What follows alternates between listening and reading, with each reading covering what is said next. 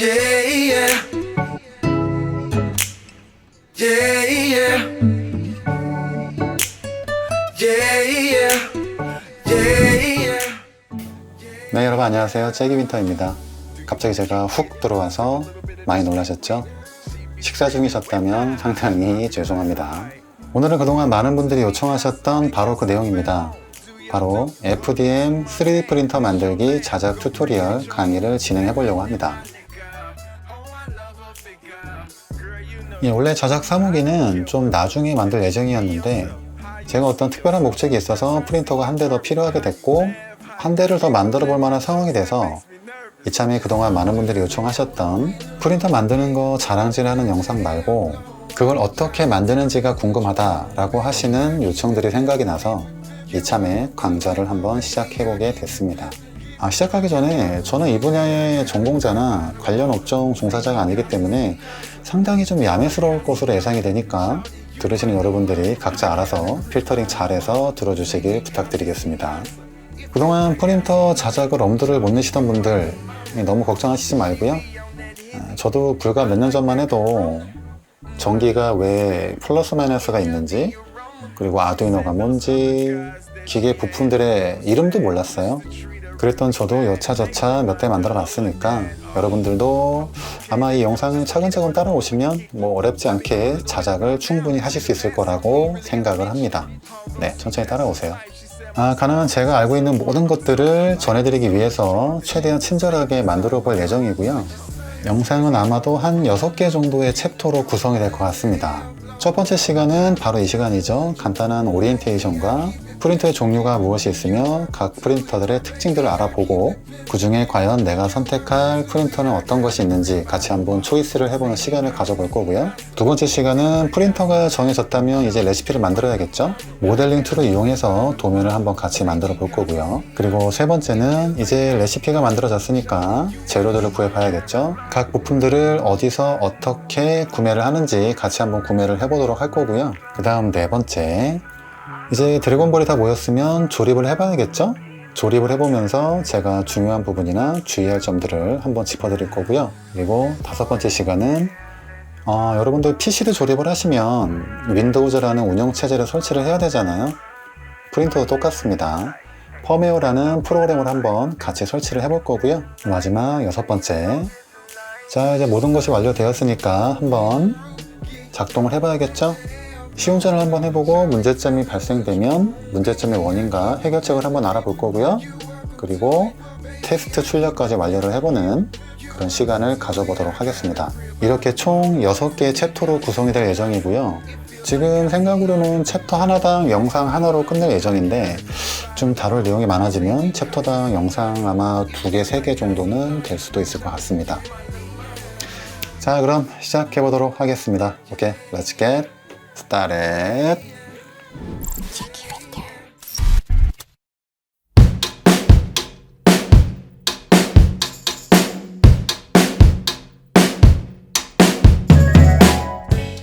제 기준에서 프린터의 종류를 크게 4가지의 카테고리로 나눠보겠습니다. 먼저 맨델 방식, 델타 방식, 얼티메이커 방식, 코어, XY 방식. 이렇게 크게 4가지로 나눌 거고요. 여기에 파생된 기타 방식까지 다루려면 내용이 너무 많아지니까 일단 이렇게만 분류하겠습니다. 그 전에 저는 프린터에 출력물이 나오는 이 노즐 뭉치가 달려있는 부분을 헤드라는 표현을 하는데요. FDM 방식의 프린터에서는 이 노즐 끝에서 고온으로 녹아 내려오는 필라멘트를 한층 한층 쌓아서 엄마손 파이를 만들듯이 출력물을 적층하는 방법이죠. 그런데 요즘에도 엄마손 파이가 나오나? 여러분들 엄마손 파이 다들 아시죠? 모르세요? 설마 나만 아는 거 아니죠? 여튼 먼저 푸르사 방식이라고도 불리죠. 이 맨델 방식은 아마도 여러분들이 가장 많이 보셨던 프린터고 얘는 3D 프린터의 대중화에 아주 큰 역할을 했던 그런 방식이라고 생각을 합니다. 구동 방식은 이 헤드가 상하 좌우축으로 이동을 하고 출력물이 얹어지는 크고 무거운 베드가 앞뒤로 움직이면서 엄마손 파이를 만드는, 여러분들 엄마손 파이 뭔지 안다고 하실 때까지 계속 나옵니다. 엄마손 파이.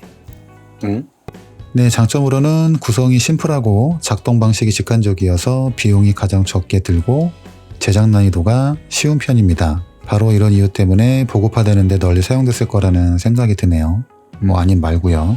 그리고 제가 생각하는 맨델의 가장 큰 장점은 바로 직결 방식의 헤드를 구성하는데 가장 적합하다라는 겁니다. FDM 프린터는 필라멘트라는 재료를 뜨거운 노즐까지 공급을 해줘야 하는데 이 공급은 모터가 담당을 하고 이 모터가 노즐 인근에 붙어 있으면 직결 방식, 멀리 떨어져 있으면 보호된 방식이라고 합니다.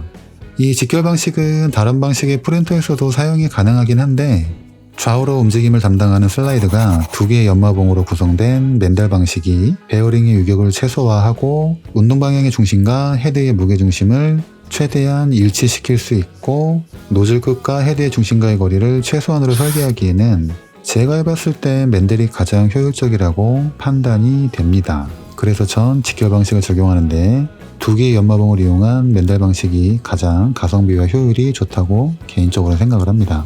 그러면 단점이 뭐가 있냐? 앞뒤로 움직이는 무거운 이 베드 때문에 출력물이 커지게 되면 베드의 무게가 무거워져서 해당 모터에 적지 않은 부하를 주게 됩니다. 그래서 큰 출력물을 뽑거나 빠른 출력을 하기에는 가장 불리한 구조를 갖고 있는 게 사실입니다. 다음 델타 방식의 프린터는 다른 직결 방식의 프린터와는 달리 헤드가 복잡한 연산을 통해 모든 3차원 공간을 이동하면서 출력을 하게 되고요. 가장 빠른 속도의 출력을 자랑합니다. 보통 베드가 원형으로 고정되어 있고 보호된 방식의 헤드로 빠르고 경쾌한 움직임으로 작동을 하게 되고요. 크지 않은 베드로 구성이 되기 때문에 빌딩처럼 키다리 형태의 출력물을 빠르게 출력하기에는 아마 최적의 프린터라고 생각이 드네요. 또 날씬한 형태로 되어 있어서 이 높이만 확보되면 공간을 가장 적게 차지하는 그런 장점도 있습니다. 단점으로는 출력물의 무게에는 영향이 없지만 높이가 아닌 면적이 큰 출력물을 뽑기에는 적절치 않고 이게 가장 문제라고 생각되는데 이 프린터 보급률이 다른 직교 방식의 프린터에 비해 좀 낮기 때문에 입문자분들이 접근하시면 오픈되어 있는 자료를 찾기가 타 방식보단 좀 어려울 수 있습니다. 그러고 보니 저도 아직 델타는 경험을 해보지 못했습니다. 그 다음에 이 두 개는 동시에 말씀을 드릴게요.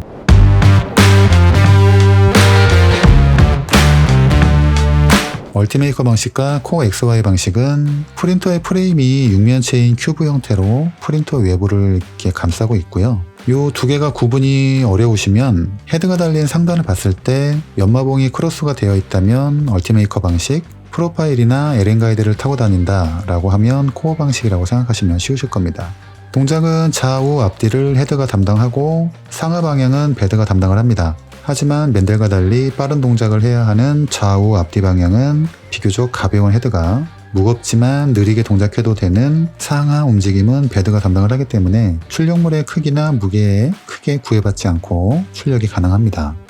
때문에 비교적 빠르게 큰 출력물 출력이 가능하고요. 프레임을 간단하게 비닐로만 이렇게 덮어줘도 프린터의 외벽이 모두 밀폐되는 구조를 갖기 때문에 외벽은 비닐로 가려주고 윗부분은 적당한 종이 박스 같은 곳으로 덮어만 줘도 보온이 잘 됩니다. 그래서 외부 온도에 의해 수축에 민감한 소재를 사용할 때 프린터 밖에 따로 챔버랩을 이용하는 인클로저를 구비하지 않아도 프린터 자체적으로 인클로저 기능이 가능하다는 장점이 있습니다. 또 큐브 형태의 견고한 프레임으로 되어 있기 때문에 강한 내구성은 덤이죠. 단점으로는 이 장점들로 인해 파생되는 건데 일단 많은 프레임과 부품이 들어가는 관계로 제작 비용이 좀 비싼 편이고요. 이에 따라 조립 난이도가 올라간다고 하기보다는 조립 시 손이 좀 더 많이 간다 라고 하는 게 맞을 것 같네요. 그리고 크고 무겁다는 게 개인의 상황에 따라선 장점이 아닌 단점으로 될 수도 있을 거라 생각을 합니다.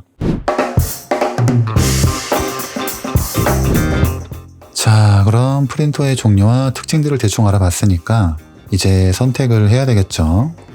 참, 그 전에 제가 여러분들에게 꼭 드리고 싶었던 말이 있었는데 저도 예전엔 그랬지만 입문자분들이 가장 많이들 잘못 생각하시는 게 프린터를 장만할 때 이왕이면 큰 출력이 가능한 프린터를 구매하시려고 하는 겁니다.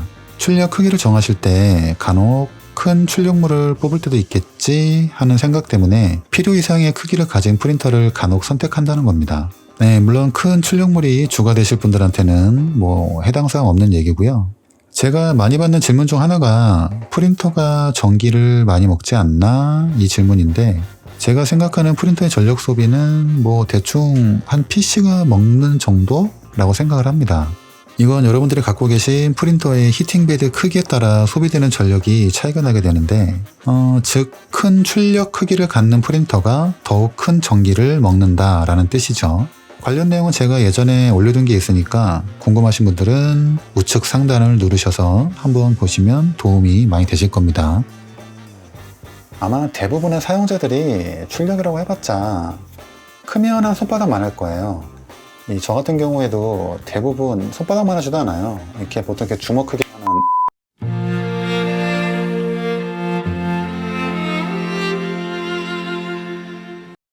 그런데 이러한 작은 출력물을 뽑기 위해 큰 베드 전체를 히팅하는 건 굉장히 비효율적입니다.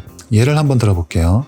여러분들이 이제 혼자 자취를 하게 돼서 방을 구한다고 칩시다. 대부분의 시간을 혼자 지낼 건데 여러분들은 언제 찾아올지 모르는 손님들을 생각해서 단칸방의 원룸이 아닌 20-30평짜리 큰 방을 구하시는 거랑 똑같은 거예요. 혼자만 먹고 자면 되는데 그 큰 방을 계속 냉난방을 해야 되는 경우랑 똑같은 거예요. 어쩌다 큰 출력물이 필요하게 되면 분할해서 뽑으시고 붙이시면 됩니다. 정리를 하면 여러분들이 출력하는 건 여러분들 거잖아요. 그러니까 여러분들 거는 요만한, 아주 그냥 요만한데 따만한 베드를 사서 전기를 처묵처묵 하는 겁니다. 자리도 많이 차지하고요. 한 끗 차이. 그래서 프린터 장만하실 때는 한 변의 길이가 한 220mm 정도 되는 정육면체 정도의 출력 크기를 갖는 그런 프린터를 구하시기를 추천드립니다. 제일 적당한 것 같아요, 그 정도가. 자, 그럼 이 점 생각하시고 이 4가지의 프린터들 중에 선택을 해보면, 만약 나는 출력 속도는 상관없고 비교적 저렴하면서 심플하고 직결 방식의 헤더를 꼭 갖고 싶다 라고 하시면 맨델을, 아니다 나는 건축물이나 기다란 출력물을 주로 뽑고 빠른 출력을 원한다면 델타, 혹은 큰 출력물을 주로 뽑고 속도도 느린 건 싫고 수축이 심한 나일론이나 ABS 재질의 출력을 주로 한다, 그런데 따로 챔버를 사기는 싫다라고 하시면 큐브 형태의 얼티나 코어 방식을 택하시면 되겠습니다. 감이 좀 오시나요?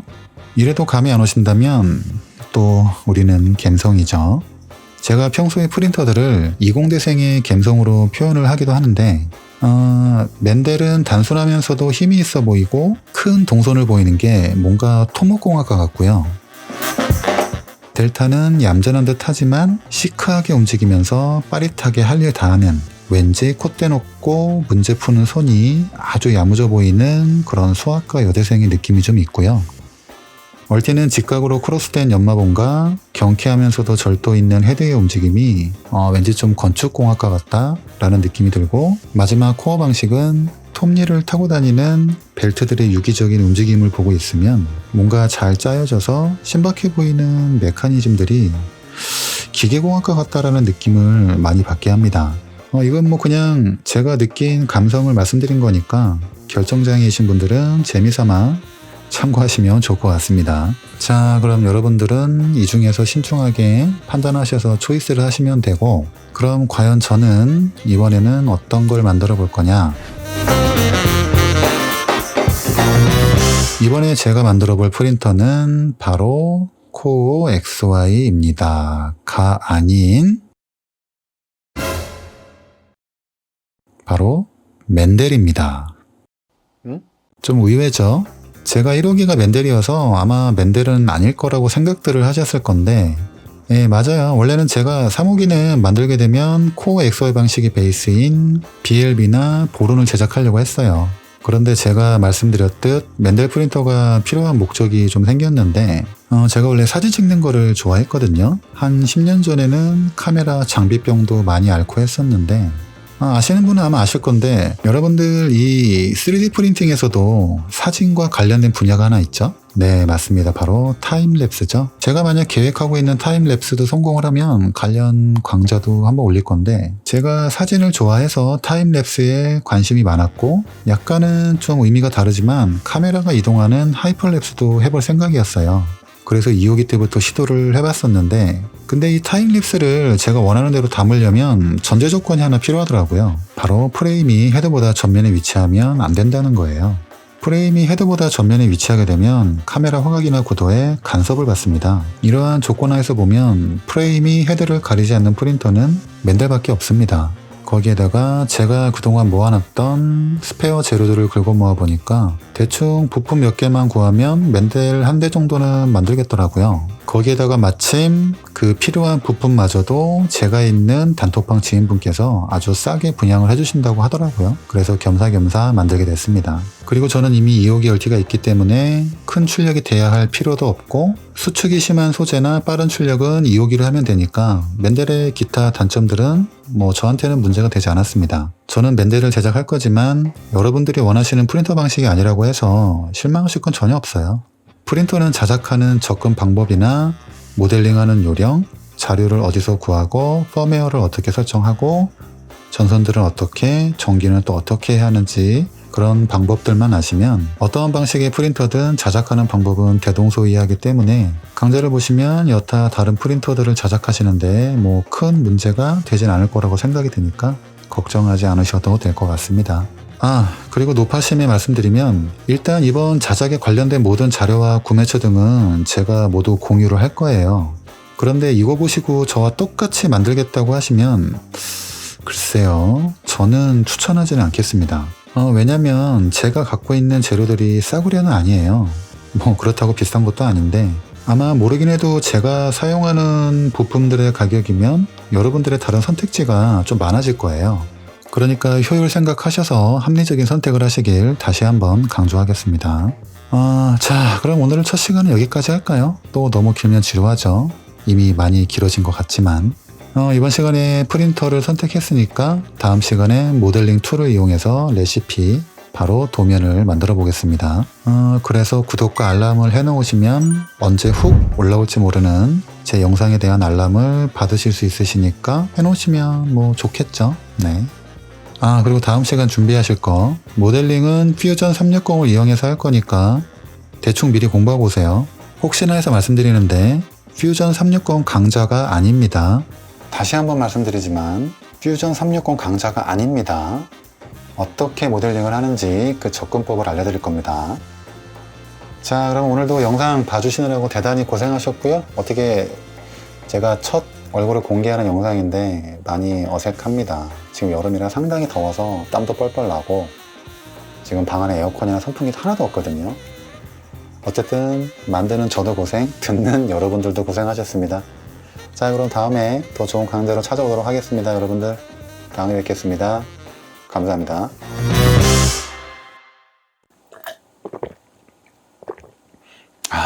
잘생기고 싶다. 잘생긴 사람 얼마나 좋을까? 그냥 막 찍어도 되고 뭐 얼굴이 뭐 고퀄이니까 우리 얼굴이 고퀄이어야 돼 사람은. 에휴.